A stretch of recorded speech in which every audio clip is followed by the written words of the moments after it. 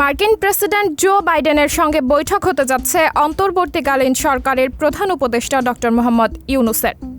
আজ মঙ্গলবার ২৪ সেপ্টেম্বর এই বৈঠক হতে যাচ্ছে। ৩ দশক পর জাতিসংঘে মার্কিন কোনো প্রেসিডেন্টের সঙ্গে বাংলাদেশের সরকার প্রধানের বৈঠক।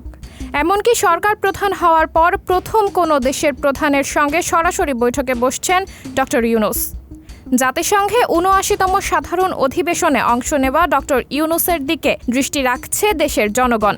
কারণ অন্তর্বর্তী সরকারের প্রধান হিসেবে ডক্টর ইউনূসের প্রথম বিদেশ ও জাতিসংঘের সফর এটি।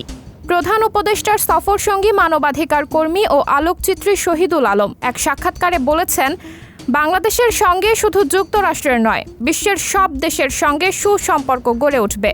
ইউনূস বাইডেন বৈঠক ইস্যুতে তিনি বলেন, বাইডেনের সঙ্গে ডক্টর ইউনূসের আলোচনায় উঠে আসতে পারে বাংলাদেশের সঙ্গে সম্পর্কের বিষয়টি। পাশাপাশি গণমাধ্যমের স্বাধীনতা এবং জলবায়ু পরিবর্তনের বিষয়টিও অগ্রাধিকার পেতে পারে এতে।